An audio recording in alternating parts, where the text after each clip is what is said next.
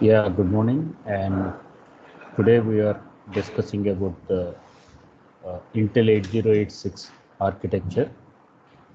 So in this Intel 8086 architecture, uh, we have discussed about two units.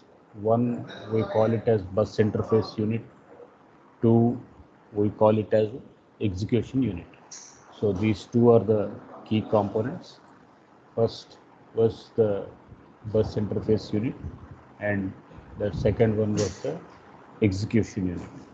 So bus interface unit, it is going to make all types of transfers of data.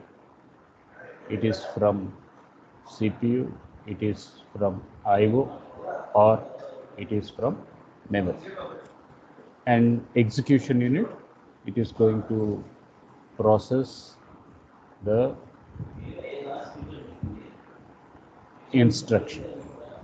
It is going to process the instruction. That is the operation which was specified, either arithmetic or either logical. So any of that, uh, the execution unit is going to hover. Now, when we are going to talk about the bus interface unit, the bus interface unit, it has segment registers. It is going to have segment registers. So in the architecture, you can look, there are extra segment, code segment, stack segment, data segment, and instruction point.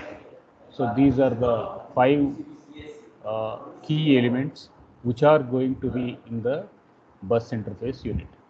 So code segment, data segment, extra segment, stack segment, and instruction pointer. Now, how we are going to materialize these things and how and where they are going to be used. So when we are going to talk about code segment, the objective was it is to have the code. So it is going to hold the code, or it is going to hold the program instructions. Next one, we have the data segment. So data segment, it is going to hold the data of the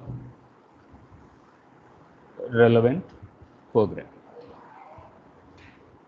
The third thing was uh, we have the stack segment, and this stack segment, every program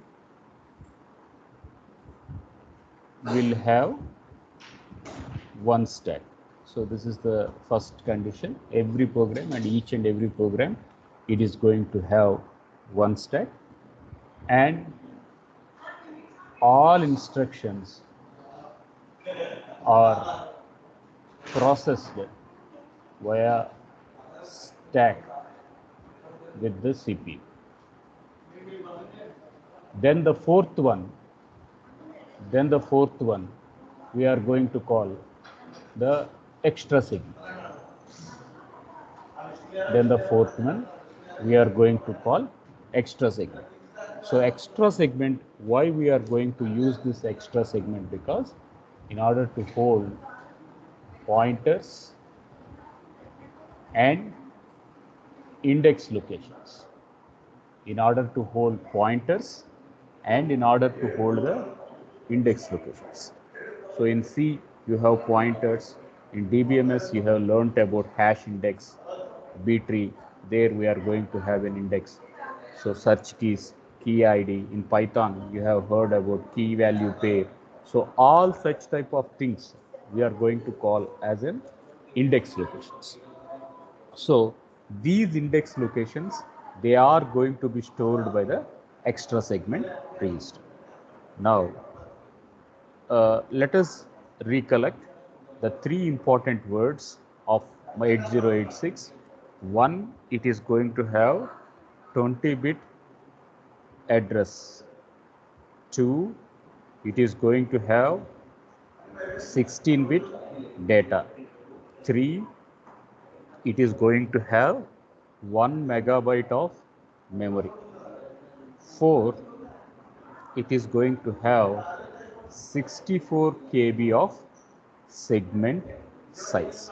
So these are the four important key takeaways when we are going to call for the segment architecture.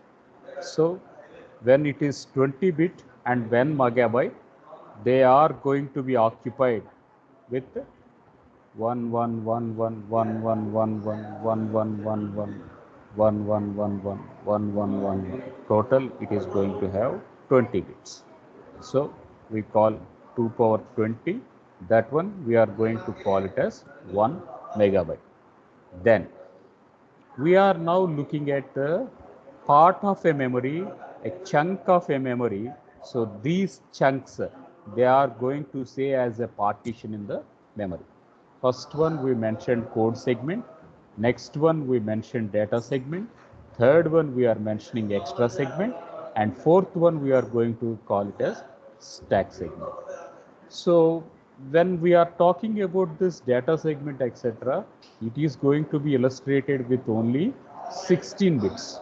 It is going to be illustrated only with the 16 bits. So that is the reason why it is going to occupy only 64 KB of partition. So in this way, we are going to project code segment, data segment, extra segment, stack segment. Code segment, it will hold code. Data segment, it will hold data. Stack segment, it will create a stack for each and every program. Extra segment, it is going to create or it is going to hold pointers and index locations. After this, we have one more interesting point, which we are going to call it as instruction pointer. We are going to call it as IP. So we are going to assume here as an instruction pointer. So along with instruction pointer, we do have another two more terms called as program counter, which we are going to call it as PC. And another one we call it as accumulator, which we are going to call it as AX. So instruction pointer, program counter or accumulator, all these three elements, they are going to be of 16 bits. All these three elements, they are going to be of 16 bits. So as far as the definition of the instruction pointer is concerned, it holds the address of current instruction. As far as the definition of program counter is concerned, it holds the address of next instruction. As far as the accumulator is concerned, it is CPU internal register, and it is doing all type of arithmetic and logic instructions. So for all those arithmetic and logic instructions, we are going to use this accumulator. So up to now, we have enough discussion on the bus interface unit.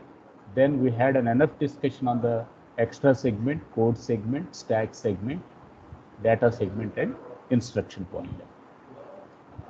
So in the bus interface unit, we have one more component called as 3 instruction queue. We are going to have one more component called as 3 instruction queue. So in this 3 instruction queue, in this 3 instruction queue, 3 instruction queue. It is pointed out with 6 positions. It is pointed out with 6 positions. Now, before that, we have to understand what is an instruction. So instruction is nothing but set of command which it is going to give directions what the CPU has to do. Now, it is going to give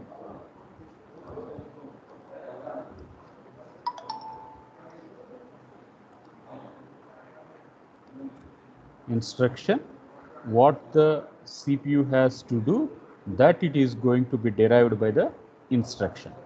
There are two parts in the instruction. One we are going to call it as opcode, another we are going to call it as operands. So opcode we call it as mnemonic codes. Opcodes we are going to call it as mnemonic codes. So the examples will be some moving of an instruction, adding of an instruction, multiplication of a instruction. So in this way, jumping of an instruction. So in this way, we will be having lot of mnemonic codes, and these mnemonic codes, they are going to be with the operands, which can be of 8 or which can be of 16-bit. So what this operand is going to do is, they will hold either register or data. So up to now, instruction we are calling it as 16-bit, and this 16-bit instruction will direct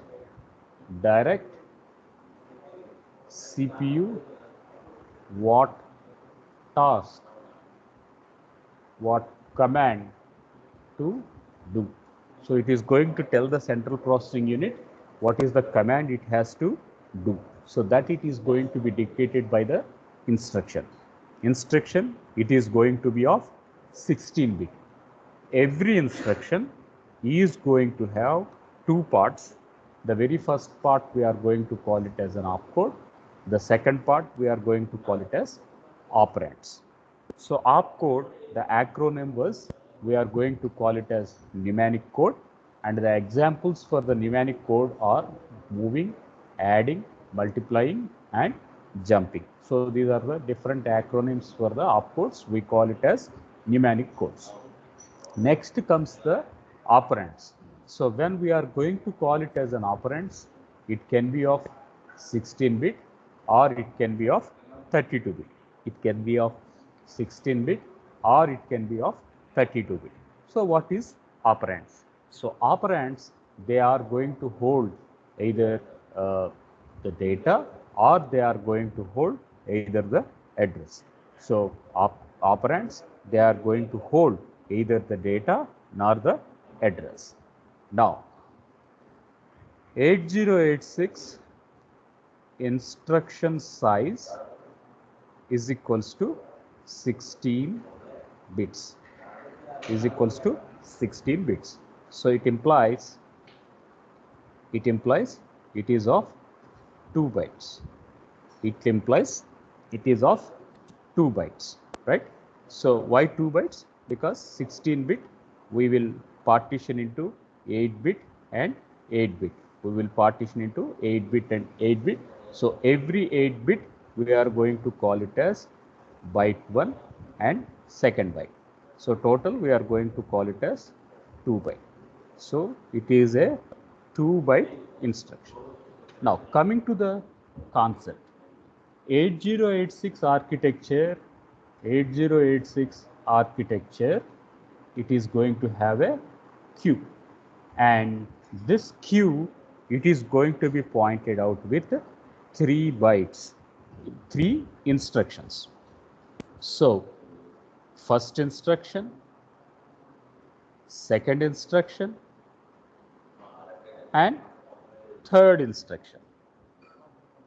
So the 8086 architecture, it is going to have a 3 instruction queue. So first of all, what will these three instructions be means the three instructions can be architect with the opcode and operand. So one it is occupying 8 bits, another it is occupying 8 bits. So 8 and 8 we call here as a 16 bits, and 16 bits we are going to call as 2 bytes, and these 2 bytes we are going to put at this position, and these 2 bytes we are going to put at this position. So now coming to this way of putting the things, the first instruction,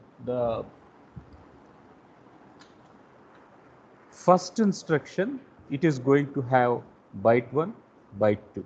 So this is for first instruction. Second instruction, it is having byte 1 and byte 2. Third instruction is having byte 1 and byte 2. In this way, three instructions are going to be done at the instruction queue. So these instruction queue, it is going to render a concept of pipelining. It is going to render a concept of pipelining. So now let us understand what was this concept of pipeline. So each instruction has three stages. Each instruction has three stages. The very first stage we will call it as fetch. Second stage we will call it as decode, and third stage we call it as execute. Every instruction has to be processed in three stages. The first one we are going to call it as fetch. Second one we are going to call it as decode. Third one we are going to call it as execute. So coming to the definition, fetch, decode, decode, execute, or fetch, decode. If two or more phases executed concurrently in parallel at a time, we call it as pipeline. Very simple. So I have three phases. First phase as fetch, second phase as decode, third phase as execute. If fetch and decode are going to be done in parallel, or decode and execution are done in parallel, or fetch and decode are done in parallel, then we are going to call that as a pipelining concept. Next one. We need to understand what is fetch, what is decode, and what is decode. We need to understand what is fetch, what is decode, and what is execute. That has to be understood. So getting data from the bus to the queue, we are going to call it as fetch. Fetching data from the bus to the queue, we are going to call it as fetch. Getting data is from bus interface unit. So where do we get the data? We are going to get the data from the bus interface unit. That is, it is making all types of transfers to and from memory and the I/O device. Next one was analyzing the instruction, syntax, semantic, and compelling what the instruction to do. So this is what we are going to call it as decoding, and decoding, it is going to be done by the control unit. Decoding, it is going to be done by the control unit. So move accumulator with 15H number. That means I have to say A is equals to 15. So 15 you are moving it into A. Similarly, 15 will be moved to the accumulator. So now move instruction has to be processed. To do that, the instruction has to be understood by the computer. Understanding the instruction syntax, understanding the instruction meaning, that is either a syntax nor a semantic, we call that phase here as a decoding phase. That is second. Next one, executing or run the instruction assign. So whatever instruction it is going to assign, that instruction is going to be done. We are going to call it as execute, and this it is going to be processed by the arithmetic logic unit. So I am going to say multiply AX comma 25H. That means in AH there is 15 value. Now what we are going to do is 15, we are going to say AX is equals to 15 into 25. Now we are going to say AX is equals to 15 into 25. So we are going to execute the instruction. We are going to run the instruction which was given. Now coming to the multitasking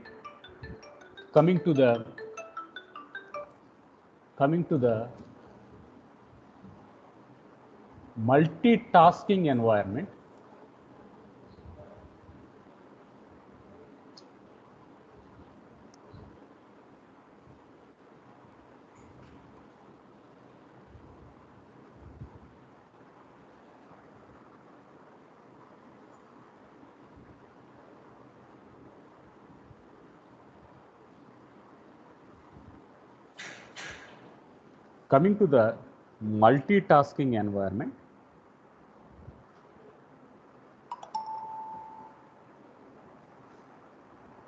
Coming to the multitasking environment, so this it is going to do simultaneous operations.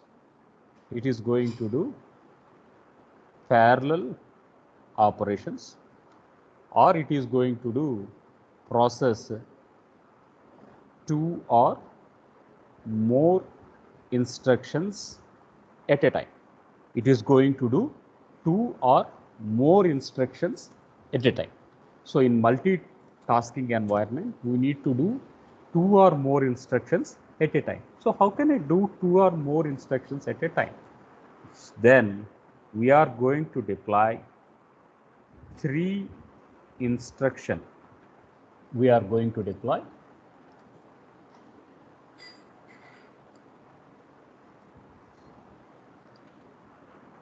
three instruction queue.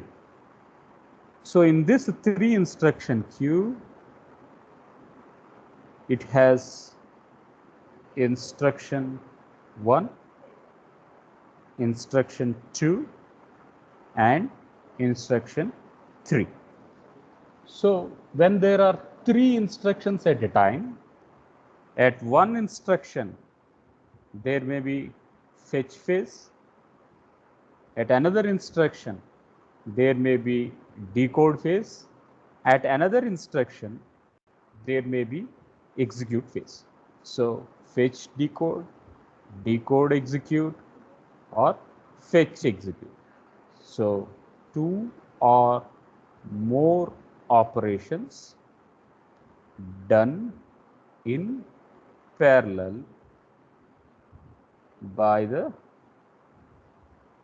microprocessor So we call it as pipeline. So pipelining concept, it was implemented in the multitasking environment. So the 8086 is employing a 3-byte queue, and this 3-byte queue, it is going to be assigned with the way of doing parallel content. Next one was the control unit. The next one was control unit. So this control unit, we are going to say as control system. So we call it as brain of the CPU. It is going to be called as the brain of the CPU. Why? Because multiple instructions, whether to do a fetch, whether to do a execute, so all those things are going to be processed by the CPU. So that's the reason why we are going to call this control unit. What type of operation it has to be initiated, so that it is going to be rendered by the control unit. Fine. Next one, you are aware of the arithmetic logic unit. So which does all type of arithmetic operations and all type of logic operations. So when we are going to call it as an arithmetic, it can be multiplication, division, subtraction, addition. When we are going to call it as a logic operation, there is AND logic, OR logic, NOT logic. So such type of logic operations are going to be performed.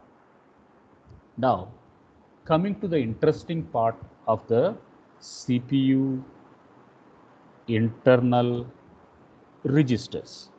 Coming to the interesting part of the CPU internal registers. So these all items, they are going to be deployed in the execution unit. All these items, they are going to be deployed in the execution unit. So these are categorized as all-purpose registers. These are categorized as all-purpose registers. So when we are going to call it as a general purpose, or when we are going to call it as an all-purpose, that means it can hold either data or address. It can hold either data or it can hold either address. Then we have pointer locations, we have index locations, which are going to be temporarily stored, and that temporarily stored location we call here as a register. Thereby, we have a flag register, and this flag will initiate the state of the operand. It is going to initiate the state of the operand. So registers, they are going to be temporary storage. So index registers, they are going to mention, they are going to be the state of the operands. Now, let us look in detail of all these 8 registers in detail. First one, accumulator, we call it as AX. Second one, we call it as BX, base register. Third one, we call it as CX, called as count register. Fourth one, we call it as DX, we call it as data register. And stack pointer, base pointer, source index and destination index. Source index and destination index. So these will be the 8 items which we have to discuss now.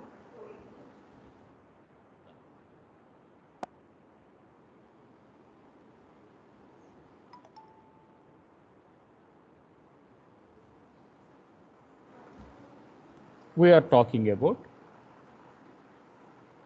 internal registers of execution unit. EU stands for execution unit of the CPU. So this is what we are discussing. So there are 18 number. One we call it as AX, two we call it as BX, CX, DX, stack pointer, base pointer, source index, and destination index. Now coming to AX, we can write AX as AH plus AL. We can write AX as AH plus AL. So AX, it is going to be called as accumulator. It is going to be called as accumulator, and AH, it is going to be called as high order bits of accumulator. AL, it is going to be low order bits of accumulator. AH, it is going to be the high order bits of the accumulator. AL, it is going to be the low order bits of the accumulator. Now AX, it is going to be of 16 bits, and AH and AL, they will be of 8 bit and they will be of 8 bit. Now why we are going to use the accumulator? First one, it is the internal register of CPU. Two, it processes all type of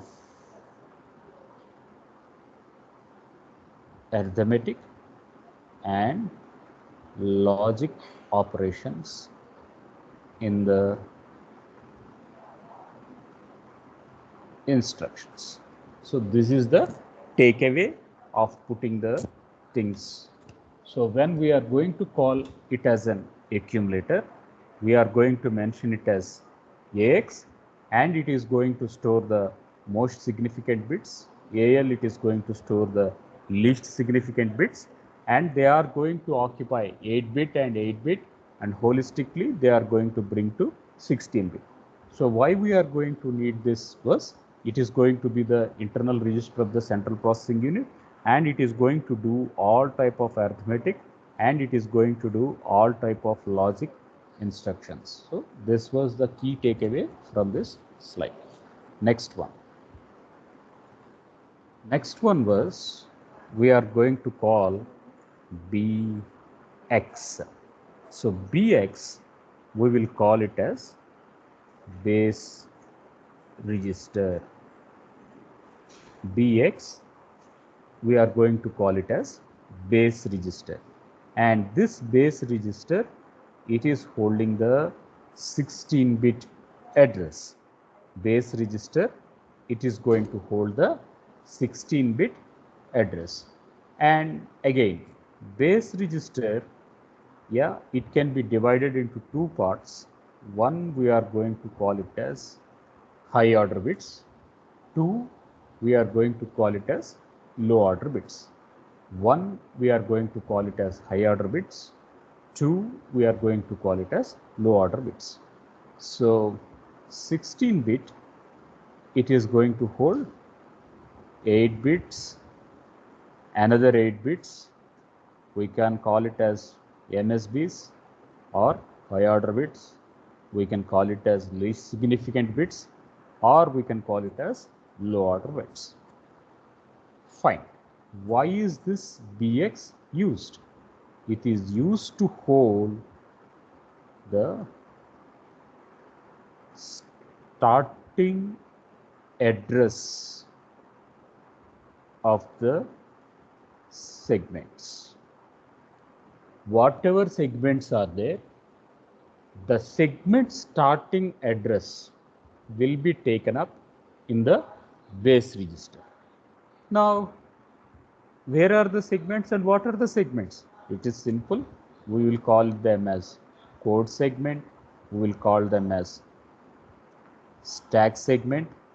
We can call them as data segment, and we can call it as extra segment.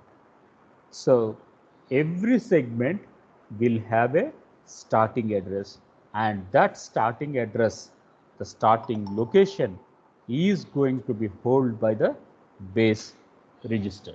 The starting address, it is going to be held by the base register. So for example, if I am going to have a 20-bit memory, so obviously 00000 to F, 5 Fs. Then assume there was a partition of code segment, and it is going to start from AB01, and it is going to end with AB99. So if this is what we are going to say, therefore Bx is equals to AB01 implies BH is equals to AB and BL is equals to 01. So how can I write 0? 0, 0, 0, 0. How can I write 1? It is 0, 0, 0, 1. How can I write A? A is called as 10, so 1, 0, 1, 0. B is called as 11, so 1, 0, 1, 1. So this entire bits, it is of 8-bit, and this entire setup, it is of 8-bit. So total this 16 bits is going to be stored in the base register. So that is how we are going to represent a base register concept. So base register, it is going to hold the starting address of the segment. So that was the takeaway from the slide. Next, we have CX.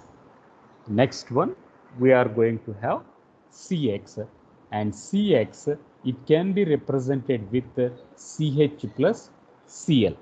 CX, it is of 16-bit, and it is can be represented with the two partitions, 8-bit and 8-bit. First part, it is of 8-bit. Second part, it is again of 8-bit. And the CHCL, we will call it as count register. We are going to call it as count register. So CX is going to be called as count register, where CH we call it as high order bits of the count register or most significant bits of the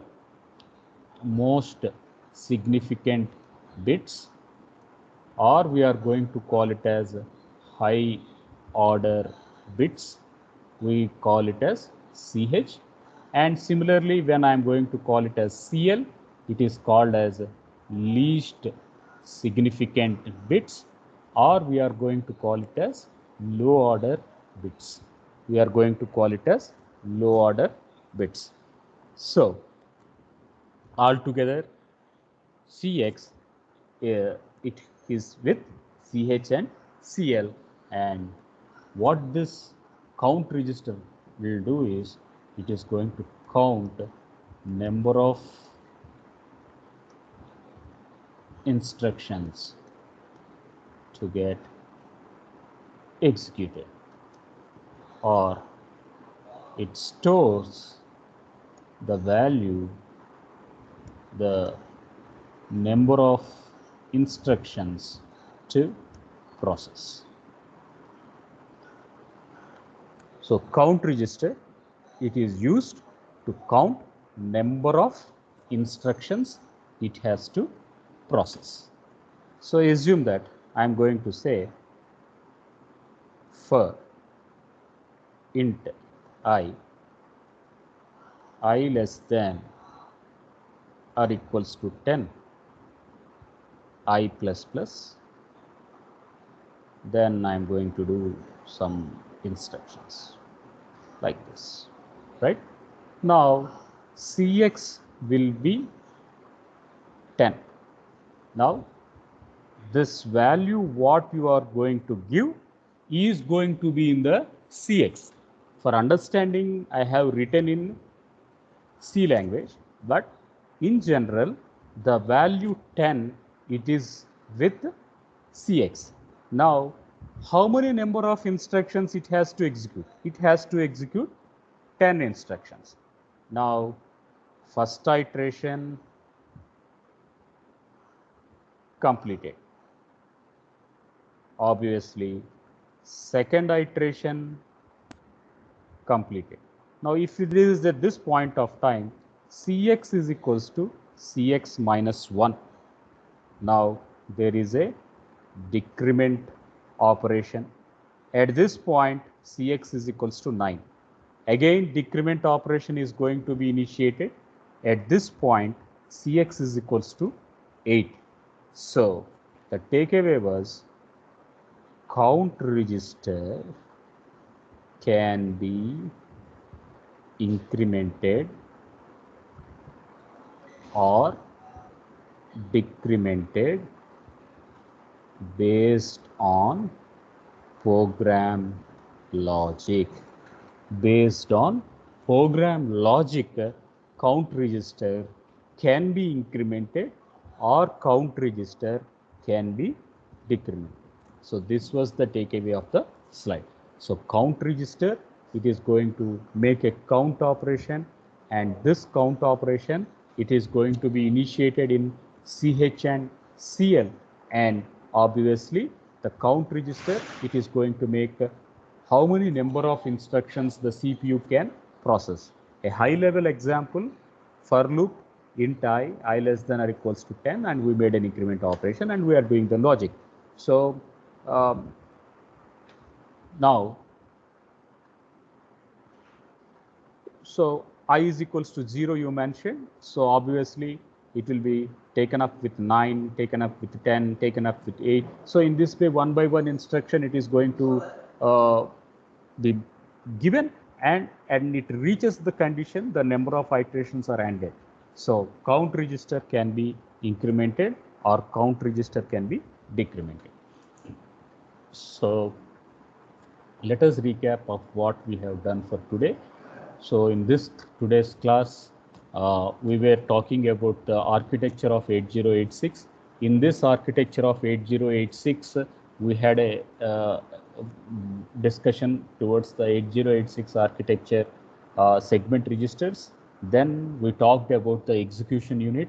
So in this execution unit, we talked that to do arithmetic and logic instructions, we are going to use the accumulator to make the starting address of the program as a storage purpose. We are going to use the base register to count how many number of instructions can be done, that is taken up with the count register, and count register can be either incremented or decremented, and thereby we were talking about pipelining. So in order to implement pipelining, simultaneous fetch, decode and execute simultaneously, if we want to make two or more operations, fetch, decode, decode, execute, or fetch, execute, we want to do in parallel, then at that time we say it is pipelining, and this three pipelining is going to be done with 3 instruction queue.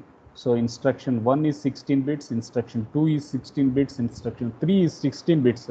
So we are going to call it as a 6-byte queue, and that it is going to be processed. So control system, it is going to be the brain of the CPU, and all type of arithmetic operations, logic operations, they are going to be performed by the ALE. So in the next class, we will be discussing the uncompleted internal registers, and we will be talking about the operands, and we will be talking about the different flags. So that is all for today.